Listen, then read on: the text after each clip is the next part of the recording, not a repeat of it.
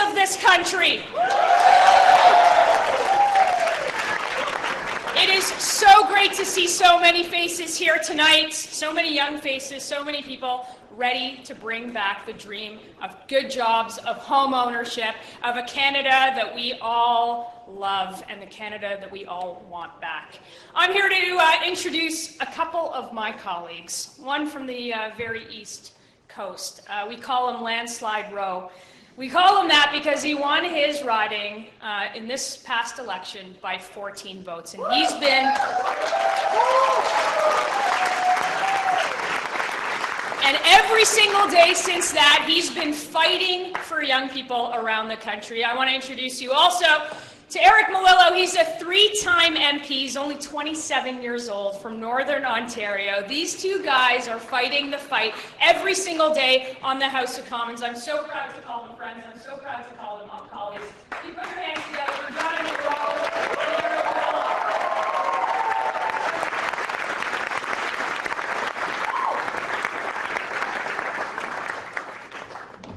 Well, almost 4 years ago, I was in a room very similar to this in a small town of Newfoundland called Clarenville.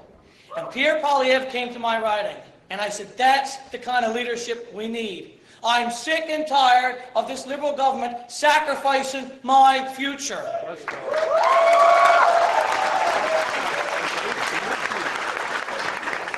I was 24 years old, and I decided that I wanted to run. People said I was too young. Well, I'd be better off waiting.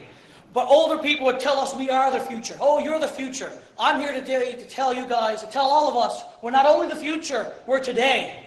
The young men and women that went overseas, that fought for this country, the young tech brains that have molded our whole country, our whole world has been founded on the vision and the passion and the drive of young people. And we can feel that here tonight. And I have no doubt in my mind that this room will continue to change our nation, because we are not going to let this Liberal government sacrifice our future.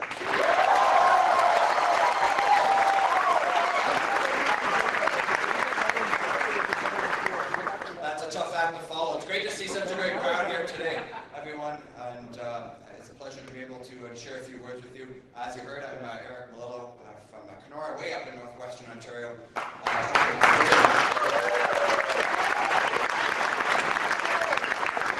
27 years old, and a proud part of our Conservative team fighting for the future for all Canadians. I know I've heard from too many of my friends, from people that are around my age, not just where I come from in Kenora, but right across the country, that they're struggling to afford food, struggling to afford rent, given up completely on the dream of home ownership, and now more and more we're hearing people struggling to find a job. It's absolutely ridiculous, but this is the reality after 10 years of Liberal government.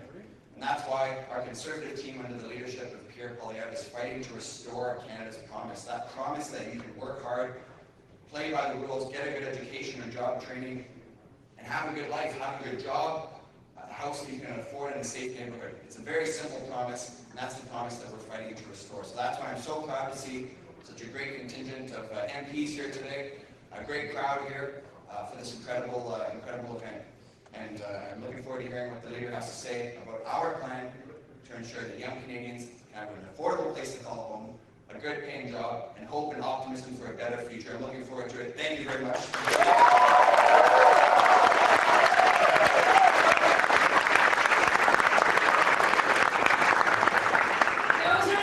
Fighting in Ottawa every single day for the things that you want. We're proud to call them friends, we're proud to call them colleagues, and we're proud to see what they're going to do to restore this country's promise. And look, I was in a campus club. I know that lots of you probably got into this room because you once walked through the doors of the campus club. So the next person that I'm going to introduce is someone I'm really, really proud of. Somebody I'm really, really proud to know and to call a friend. Angelique Covino is the president of U of T Mississauga's Conservatives, and she's here to take over.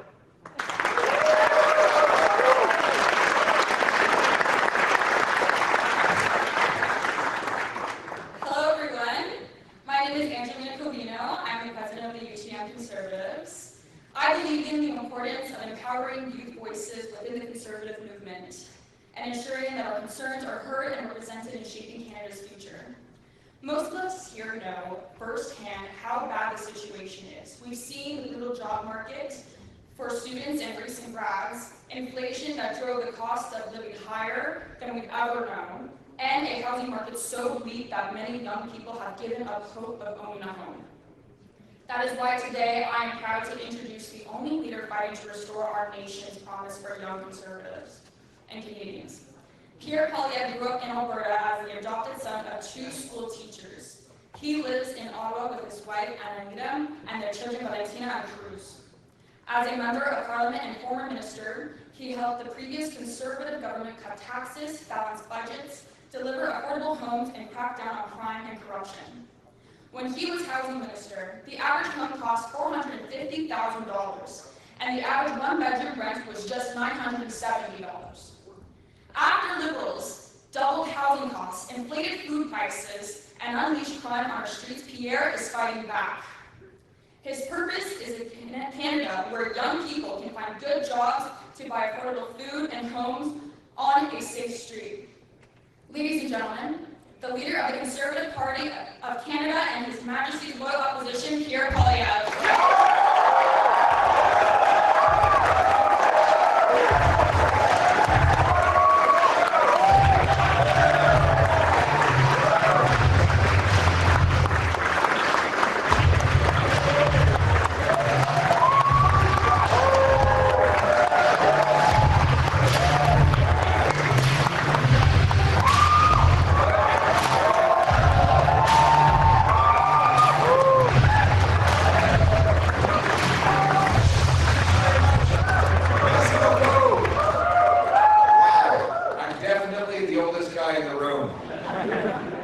You know, we were having some debate about the age cutoff for the Conservative Youth Caucus. And I said to Melissa Lansman, our deputy leader, who's very good at setting the rules, I said, I'm 46. Can I sneak in to the Youth Caucus? She said, no, it's definitely not 36, maybe 35. I said, well, 35 with inflation is 46. She wasn't buying it. But I want to thank Angelina for that wonderful introduction and for leading our campus conservative club, the biggest political club at the Mississauga campus of the University of Toronto. Give her a big round of applause.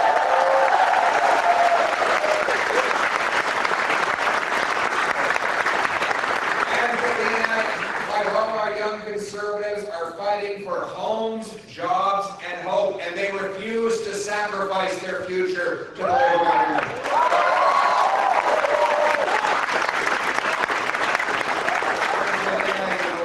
Les conservateurs se battent pour des emplois, des maisons et de l'espoir. Ils refusent de sacrifier leur avenir au gouvernement coûteux de Mark Carney. Ils insistent d'avoir la promesse du Canada, et c'est la raison pour laquelle nous sommes ici aujourd'hui. I want to thank all of you for being here, all these young people. We know that you all must be young because you're here listening to a speech about economics from a middle-aged or aging politician rather than spending your evening trying to get approved for a $900,000 mortgage on a 400-square-foot apartment. Maybe you're here today for the free snacks. We have some free snacks. We're in a time when a good meal is considered to be a juice box and a granola bar after Liberals doubled the cost of food and doubled, in fact what they did is they doubled the debt that you're going to have to inherit as the youth. And it's no coincidence when they doubled the debt, they actually doubled the food bank lineups and doubled housing costs. These things go together. Mark Carney and the Liberals are spending your tomorrow on their today with their irresponsible, costly, big government policies. You know, Liberals tell us all that we shouldn't be talking about these substantive issues like debt and costs and inflation. They say that young people are only interested in vibes, like the vibe you get when you see that your rent is now $2,000 a month, or when you get to the checkout and you realize you have to put an item back on the shelf because your bank account has run empty. before you finished making your purchase. Those are the types of vibes that we've gotten used to after 10 years of costly Liberal government. But Mark Carney promised there would be different vibes, that he was going to be a tight-fisted banker, and that he promised that he was going to move with unimaginable speed to do all of the opposite things that he talked about and that his party did for the prior 10 years. So now that it's been 7 months, it's a good time to review the promises that he's made and which have been kept. He promised we'd have the fastest growing economy in the G7. He delivered the fastest shrinking economy in the G7. He promised to double home building. His housing agency says home building is going to drop by 13%. He promised that he would be judged by the prices at the grocery store. He delivered. More expensive food. In fact, food prices are rising twice as fast as the Bank of Canada's target. And we just learned that 7% more people will be lined up at food banks this year than last year. This is after Liberals already doubled their lineups at those food banks. He promised he would negotiate a win with President Trump and get a deal by July 21st. Still no win, still no deal, still no elbows, still no jobs, my friends.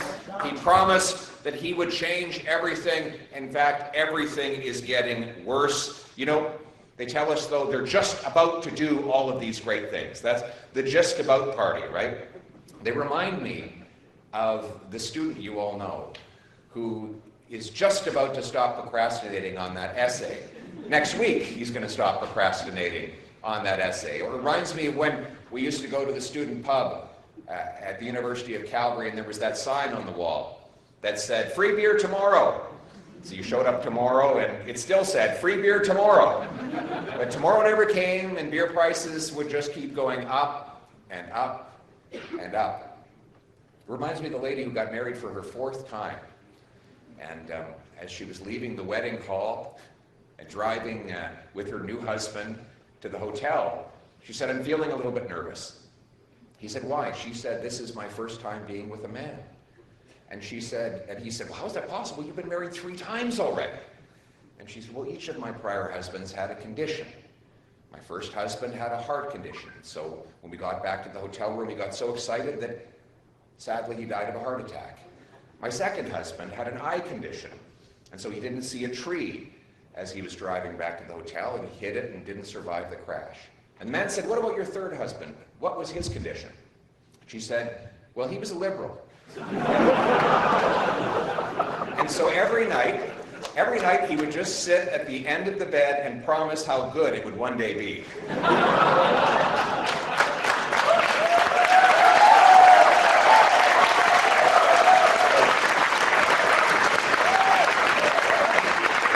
You all heard Mark Carney gave this big hyped up speech. It was an address to the nation. He pulled these poor young people into a lecture hall, and boy, did he ever give them a sleepy lecture. It was very, very slow and very, very boring. It was almost like a gigantic tranquilizer.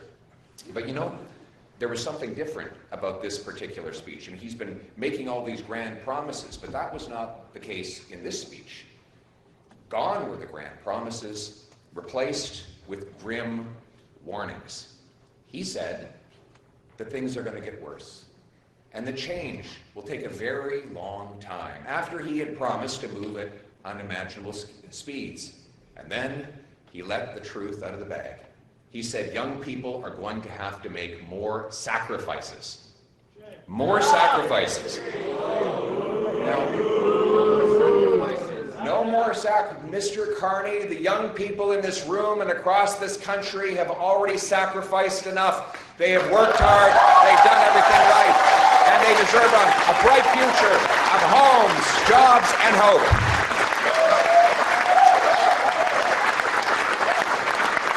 Think of what you've already sacrificed for this costly Liberal government.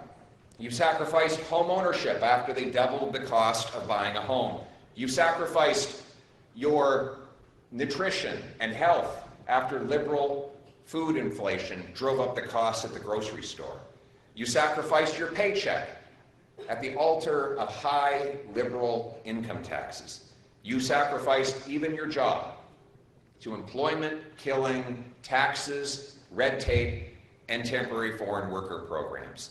In fact, this generation, and I mean this literally, this generation has sacrificed more than any, this young generation, I mean, has sacrificed more than any generation since the Second World War. There is no doubt in my mind that all of you are working harder and longer for less than your parents and probably your grandparents.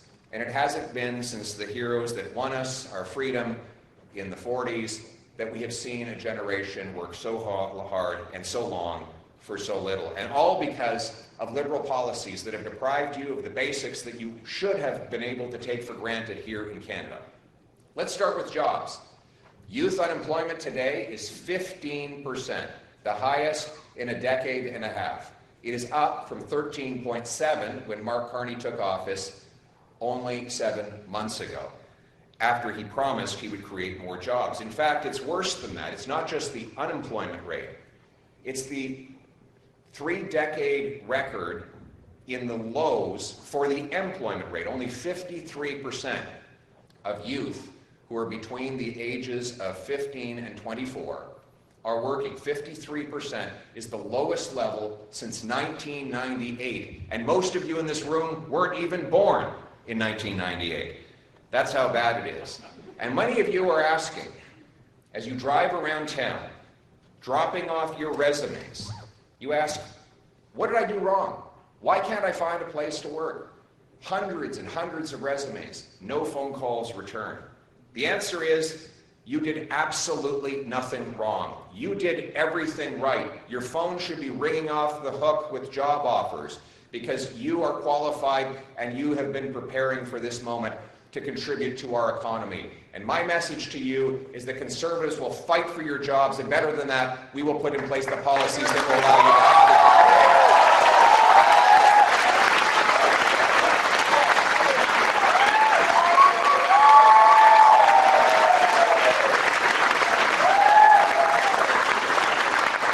Invite up on the stage an incredible young man, Liam. Liam, get up here and tell us about the state of jobs in this country. Where's Liam? There's Liam. Come on up here, Liam. Give Liam a round of applause.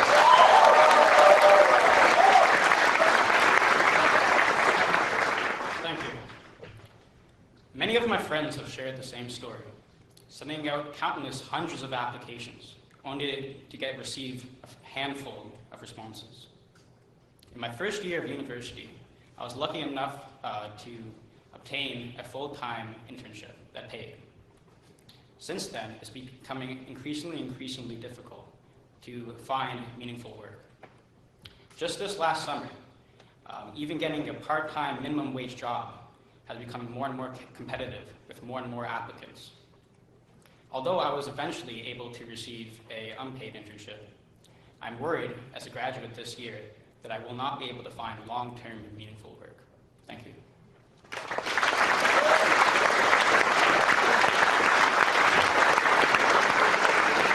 Tragically, a story that's all too common, but Liam, we're here with a message of hope. We are not going to let the Liberals sacrifice your future. You will have a great job, and you will bring home great pay and have a beautiful future. Thank you very much, Liam.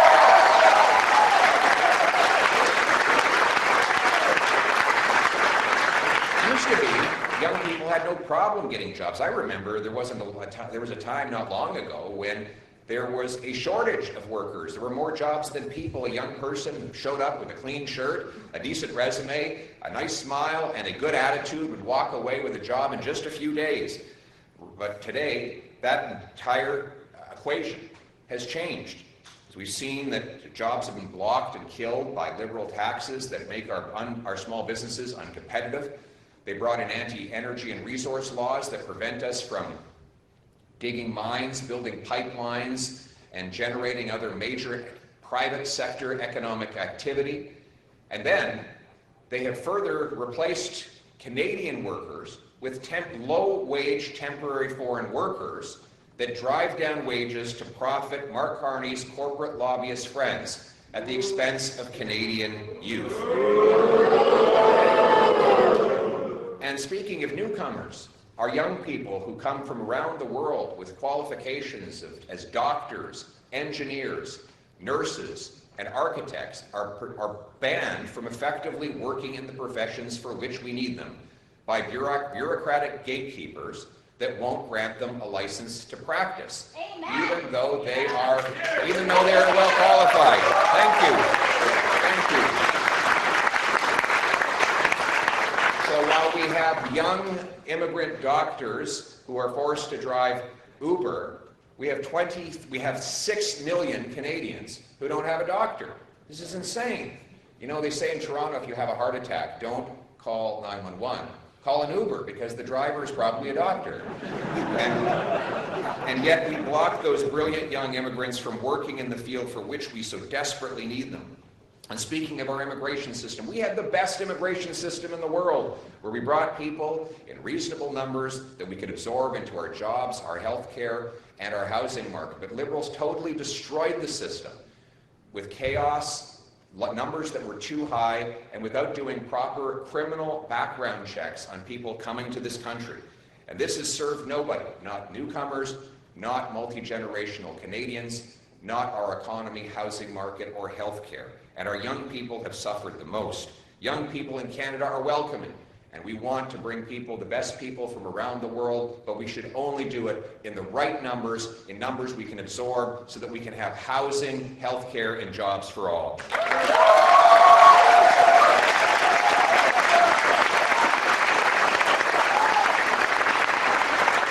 And speaking of housing, you are the first generation in Canadian history that cannot afford a home. It used to be taken for granted that if you got a good job right out of school, you paid off your student debts quickly, you could buy a house and start a family in your 20s. It was normal for 26 and 27-year-old couples to own a house with a yard and space in a safe neighborhood. That is what we took for granted in this country. But over the last decade, Liberals have literally doubled the cost of housing, with regulatory red tape that blocks home builders from building, high taxes that make up more than a third of the cost of a new home, and by delaying building permits, so it now takes 7 years to get a subdivision approved. Now, obviously, that hurts everyone, but the young people are harmed the most. And look at the state of our housing market after 10 years of Liberal promises. Today, we have rent exploded. Young people are paying more and more for smaller spaces. Almost 60% of young Canadians worry that they will not, 60% of all Canadians worry they won't be able to keep up with their rent or mortgage and might actually face the loss of their home altogether. A majority of Canadians, 55%, say that they are giving up on home ownership. In fact, a recent poll by Abacus Data found that a majority of Canadians have now accepted that they will live in a smaller house, further away from their jobs, and in a lower quality. My friends, maybe this is what Mark Carney was trying to do with his hypnotic speech. He was trying to lull you into accepting a worse quality of life. And this is what worries me the most about Liberals. It's not just that they've allowed crime and chaos and joblessness to rage out of control. It's not that they have broken our immigration system. They've done all those things. My worry is that they are going to try and get Canadians to accept this permanent reduction in our quality of life, so that their electoral strategy to win re-election is not one of hope, but one of deliberate hopelessness, to tell you that better is not possible after they ran an entire campaign promising that better was possible. My friends, my message to you here today is that you don't have to accept a reduction in your quality of life or in the expectations of your future. You deserve better than this, and we will deliver better than this.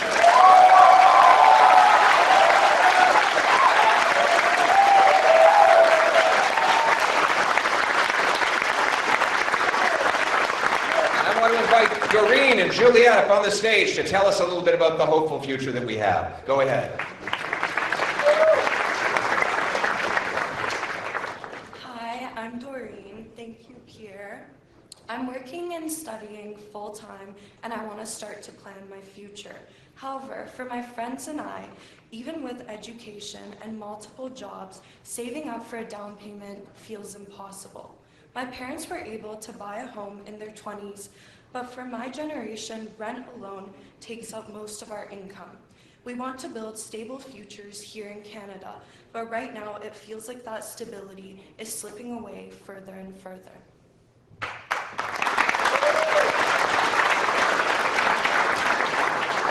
I have to say, I'm part of the group that's worried.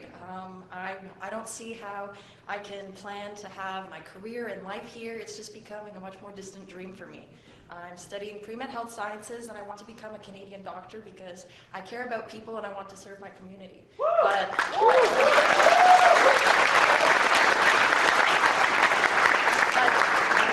in order to do that, I need a country that's going to provide a foundation and support for young students like me to actually be able to find these jobs and positions that we were promised after years of studying. Absolutely. Friends, give it up for Doreen and Juliet.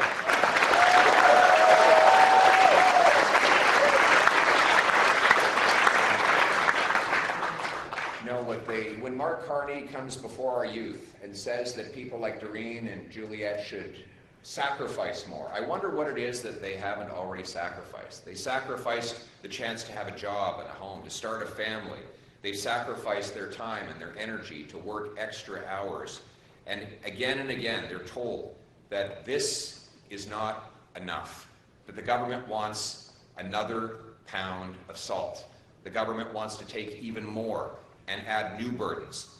And I think of the country that I was promised as a young person, where if you worked hard, you got a great life. You could afford a home, and you could live in a nice neighborhood. And I think of people like Adam, who is struggling every day and every way. Adam, why don't you come up on the stage? Where's Adam? Adam's hiding over here. Come on, let's give Adam a round of applause.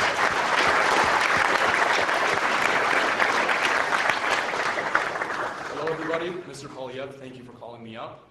So something that my generation has been really concerned about is the increased cost of living. We've seen rampant inflation.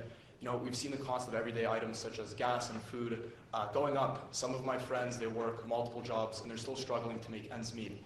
And so something that I'm personally concerned about is, where is Canada going to be in the next 5 to 10 years? Are things going to be affordable? Is it going to be a livable city?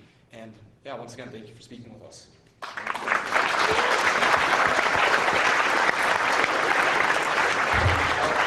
tall this guy is.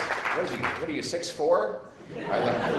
I look up to that guy. You're a great guy. You stand tall for all our young people, and you will have a bright future, my friend.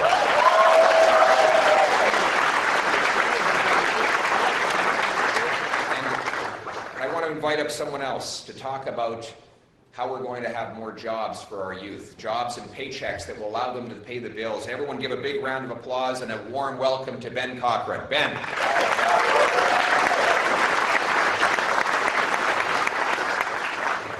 Hi, I'm Ben. Thank you, Pierre, for having me up. Many young Canadians are finding it hard to get jobs that match the skills they've gained at university. And despite working hard to build their work experience, many of my friends often find themselves in short-term roles or underemployed. University used to be the ticket to success, but the jobs just aren't out there anymore. We're hoping Pierre can help us to get them back. Thank you very much.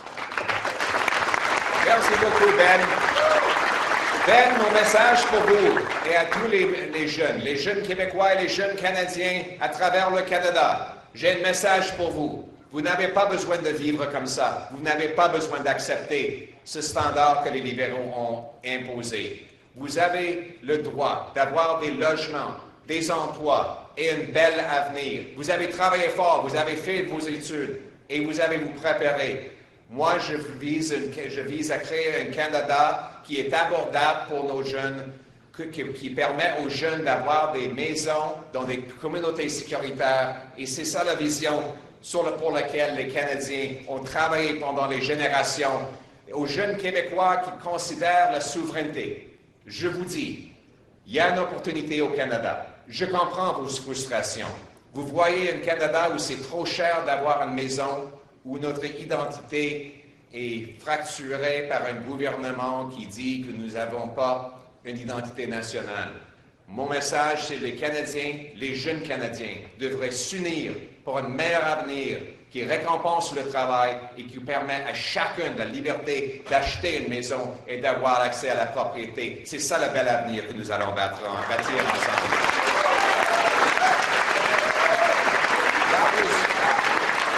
That was the promise of Canada. The promise of Canada was it's better than the American dream. You've all heard of the American dream, but that's something you wake up from. A promise is something that is kept. It's like a deal. You do this, you get that. And that's what brought so many waves of immigrants from around the world. It's what allowed so many generations of Canadians to start at the bottom and climb to the top. The promise was this: you work hard, you get an affordable house. You get meat and potatoes on the dinner table every single night. When your head hits the pillow, you know that you're going to be safe as you sleep, and that your car will still be in the driveway when you wake up in the morning.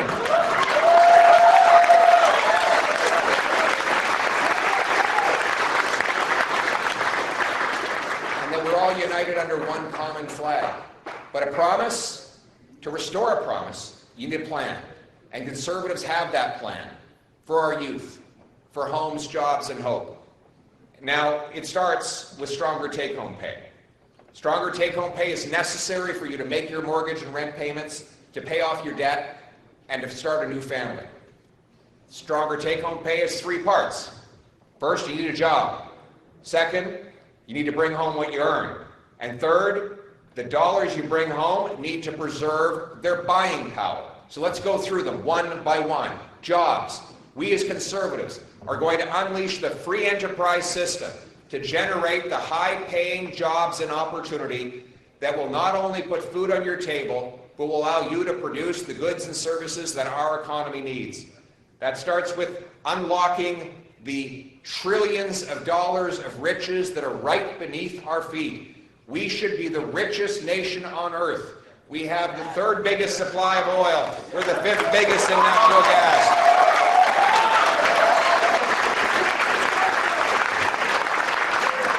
We have uranium, the biggest supply of uranium. We have the fifth biggest supply of lithium. We have the longest oceanic coastline. We have the shortest shipping distances from the Americas over to both Asia and Europe. The only thing standing in the way is the government that blocks our brilliant workers and businesses from bringing these riches to the surface and putting them in the pockets of hard-working Canadians. In fact, if you look at our molecules, our atoms, our rocks, our water, our land, our dirt, we should be the richest country on earth, and Conservatives are going to unlock those riches for our youth.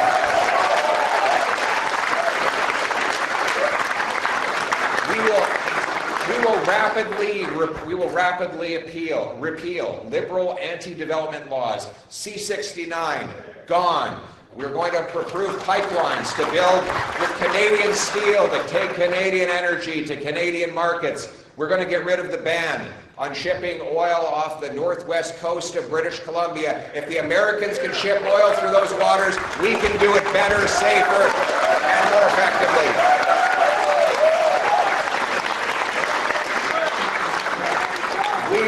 We will get rid of the industrial carbon tax so that we can produce our steel, aluminum, cement, concrete. Yes, we will axe the whole tax, for real, for everyone, for good, and forever. We will ensure that our energy comes to the surface by getting rid of the energy cap. We will give the fastest building permits of any country in the OECD. We will bring in place shovel-ready projects. There will be shovel-ready zones, pre-approved, to dig the mines, build the pipelines, expand the ports, build all of these things, and it will be blue-collar, six-figure jobs, primarily for our young trades workers. And we will ensure that our young trades, they get their fair share of federal tax dollars for training and job placement. We want the boots and the suits so that we can get our people into the jobs.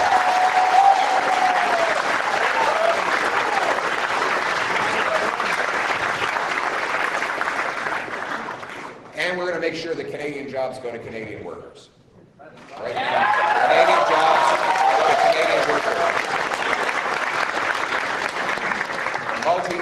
corporations who want to drive down wages and drive our kids out of jobs by exploiting low-wage temporary foreign workers from poor countries. Now, Mark Carney was asked about my idea to solve this problem.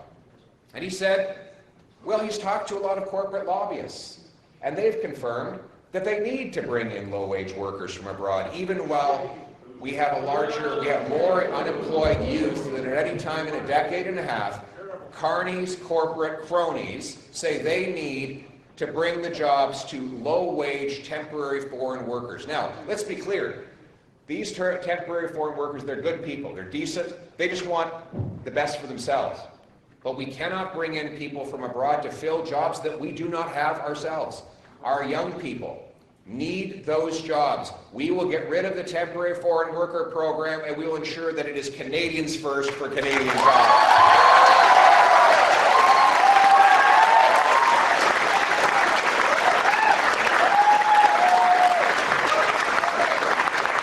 And then you need to be able to take home the paycheck that you earn. Right now, you're spending more money on taxes than on food, clothing, and shelter combined. No good deed goes unpunished in Liberal Canada. You know, I saw this incredible meme of this man sitting with his boy in a park, and the boy was bawling his eyes out, and the boy had said in the speech bubble, he said, "Dad, what is an income tax form?" And his dad said, "Well, it's kind of like your school report card, except the opposite. The harder you work, the worse you do." Right? Income tax is the fine you pay for the crime of working hard. And you young people see it every day. You go in, you earn a paycheck, and then you do the extra hours. You get paid the overtime. And when you get that paycheck, what do you find out? That the government took the biggest bite of all. They contributed nothing to your work, and yet they get the biggest paycheck. They get the biggest part of your paycheck. Conservatives are going to cut income tax so that your hard work pays off and you bring home more than you probably earned.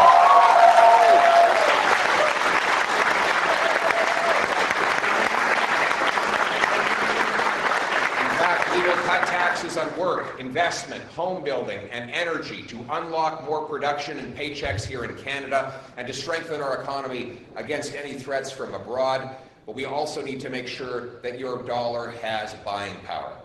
And Mark Carney and the Liberals have destroyed that with inflation. Inflation is the worst tax of all.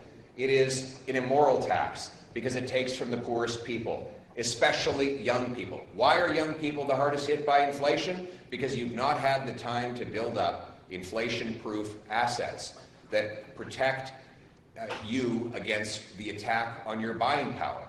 You live off cash. The money that comes from your paycheck is the money that you use to buy things. And when every year that money buys you less, you're getting poorer despite working harder. Why does inflation happen?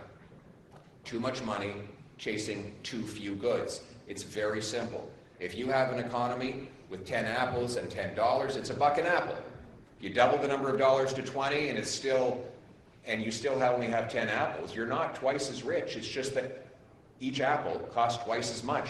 Liberals have grown our money supply from $1.8 trillion to $2.5 trillion in the last 5 years. That's a 40% increase in the money supply, during which time the real economy has only grown by 4 or 5%. In other words, they're growing the money 10 times faster than they grow the stuff that money buys.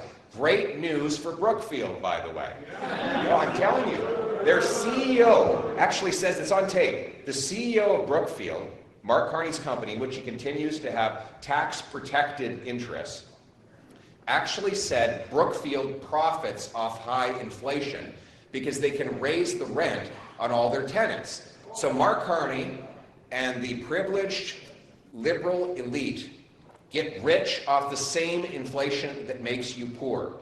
That is an ultimate conflict of interest that means that he is better off when Canadian youth are worse off. It is disgusting, actually.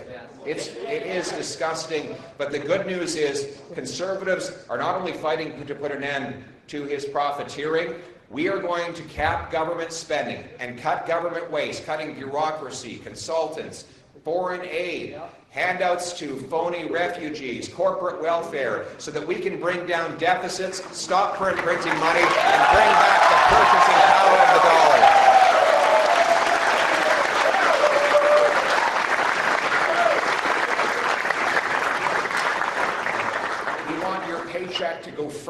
And that means including buying a house. We are the only ones with a practical plan to buy a home, to ensure you can actually own a home. And yes, you do need to own a home throughout your life in order to build up equity, secure collateral, and a credit history to eventually borrow and start a business. And to have a home, we need to build more homes. Why don't we have the homes? Bureaucratic gatekeepers stand in the way. Conservatives will incentivize municipalities to speed up permits, free up land, and cut development taxes. We will get rid of all federal taxes on home building. In fact, we will sit down with every level of government and set out a plan to eliminate all taxes on home building to bring down the cost of a new home by hundreds of thousands of dollars.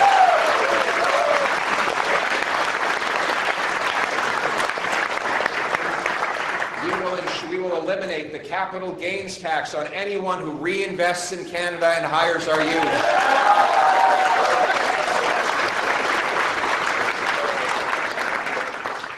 And you know, I look across, look at the young people I see today, and so often I see a sense of hopelessness and despair. And you know, I want you to know that I see you. Conservatives see you. We see the sadness in your voice, the hopelessness on your face, those big, dark bags under your eyes as you've gone out to deliver one more Uber Eats delivery so that you can pay your rent. We as Conservatives know what you're going through, and we know that you've done everything right. We know that many of you have fallen into a life of addiction because of that hopelessness. Fentanyl has taken 50,000 lives, most of them young people.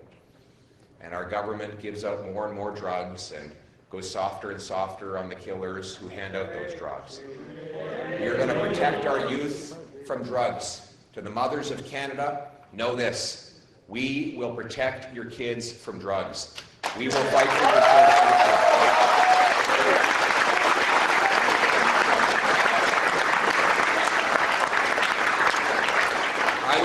I was at a treatment center just the other day in Windsor where they turned around lives, 71% success rate in getting these young men and women off drugs, and I went to meet with them. These are recent graduates or new clients at this drug treatment center. And oftentimes politicians show up at these places and say, I'm here to help. But you know something? They don't need my help. In fact, I came there to challenge them. I had a job for them. I looked at all of these young men and women who are fighting their addiction. Many of them are defeating their addiction. And I said, you have a job to do. You need to get better because Canada needs you. It needs you to go out on the street and reach down to the next person who's addicted. And you're going to drag them in here. And you're going to get them off drugs, and then they're going to go out into the street, and they're going to bring someone else in here, and we're going to get that person off drugs. And we're going to save every one of our brothers and sisters and friends and neighbors. And we're going to give them hope.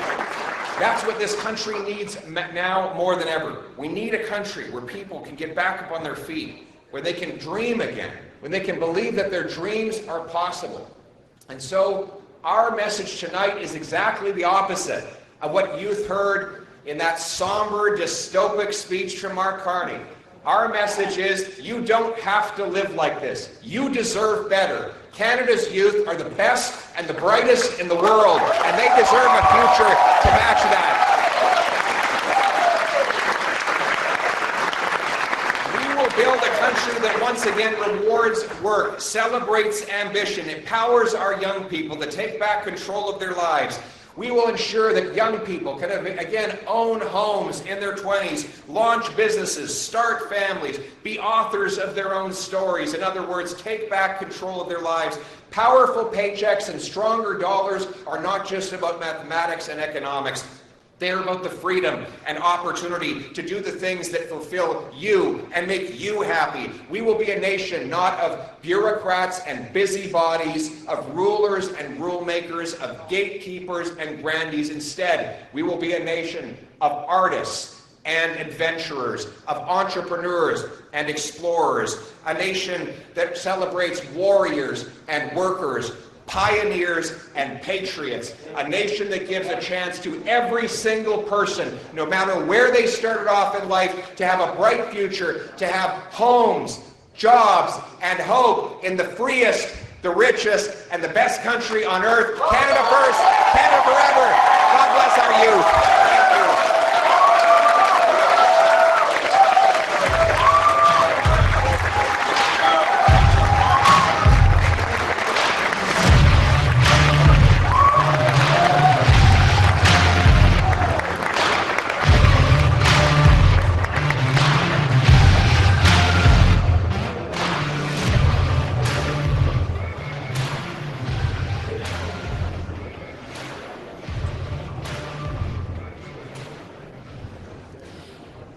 So who is ready for a bright future under a conservative government?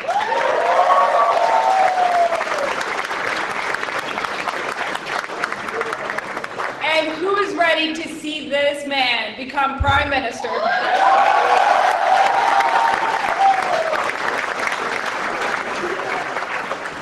You know, we don't need a Prime Minister telling us to give up. We don't need a Prime Minister telling us to continue to sacrifice even more for their failed policies.